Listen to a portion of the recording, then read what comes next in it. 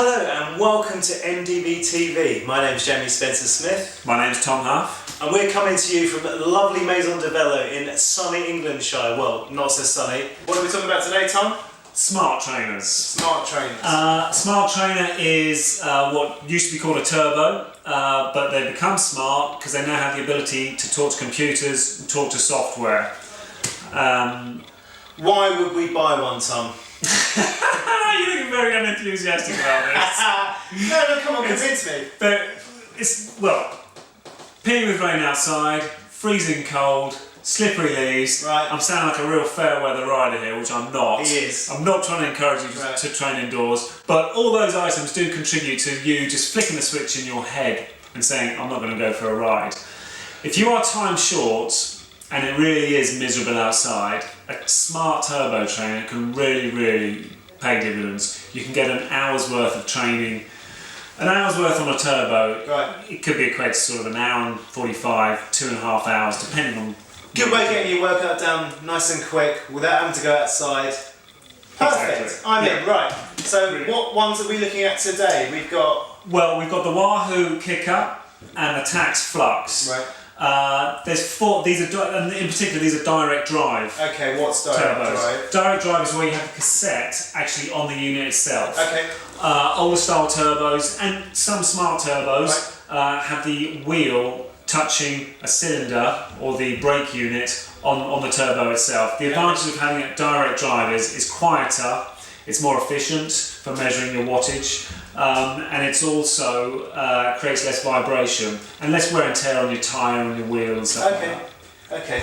So I'm recently been trying these out. Okay. So I'm someone who hasn't used a turbo before, but I've been using one for the last couple of weeks. I've been using the Wahoo Snap, which isn't a direct drive one, but it is considerably cheaper than the direct drive ones. What's the disadvantage to, or the advantage to do the both? The difference between the two? It's, as I said before, it's just wear and tear, quietness, vibration. If you're living in a house or a flat with wooden floorboards or which a lot of people are. Exactly, because that's the beauty. You can do it indoors in a relatively small space. Okay. But price wise, a smart turbo kicks off about £399. Right, okay. It goes up to £1,200 for the Rolls Royce, which is the Tax Neo. But the two we've got here that sits sort of in between. There's the higher end and then, you know, in between. But what they do, in essence, is put out wattage, power numbers, which is the key if you want to really do efficient training. Heart rate is okay to train by, but it's nowhere near as accurate or as instant as a wattage number. Okay. You know what you're doing with watts, and with the resistance that comes, there's automatic resistance built into the units. So if you're using a piece of software like ZWIFT, which we'll have a look at in a later show, when you see a hill coming up, the unit automatically applies pressure.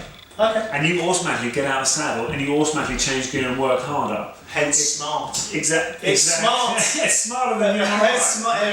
That's not hard. It uses ANT Plus or Bluetooth. Right. If you're using Bluetooth and you're using an Apple Mac product like a laptop or an iPhone, iPad, it'll talk automatically to that. If you're using a laptop, you need a £15 dongle that just inserts into the side, and they'll chat together.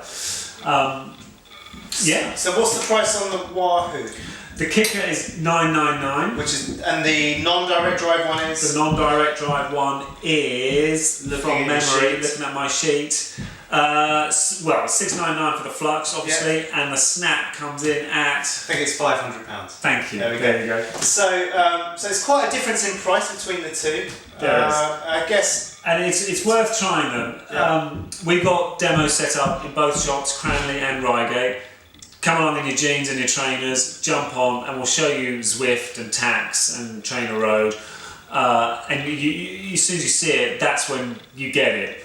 Well, I think the best thing we can do now is move over to our bike fit room, where we're going to get the lovely Tim to demonstrate one of the turbo trainers. Let's go and watch Tim get sweaty. Welcome. We've come next door to the bike fit room where we've got Tim set up on the Tax Neo. Say hi, Tim. Hi, my name's Tim. And we're going to demo ZWIFT. We're going to take Tim through a workout and then a free ride. So, without further ado, let's get going. Okay, so here we are on the ZWIFT world. It's called Wattopia. The system has had Tim warming up for 5 minutes at between 80 and 160 watts. Here's his power output. In 10 seconds, it's going to ask him to do 2 times 360 watts. And as soon as he goes through this arch, he's going to have to really ramp it up a bit. He is! Go! Do it! Not good enough. Change his gear.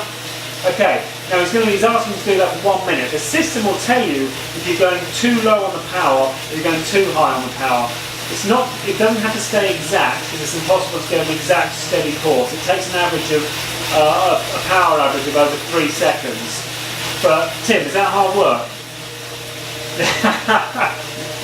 Yes it is, it's sweating. Here it is, he's gone below and the system is telling you to work hard. It's like having a personal trainer with you telling you to kick in. As he's coming over this road, because we're on the workout setting, that has no relevance to how much resistance is on the turbo. This is a workout. So he now knows that he's only got to keep up the 360 watts until this next arch here. As soon as he goes through that, he's going to have a 30-second rest period. Now doing interval training really maximises your time on the bike. Right, we've now got Tim coming up to the beginning of a hill, free riding, which means anything he sees on the screen is going to be reflected on the turbo. This is actually a line, the KOM.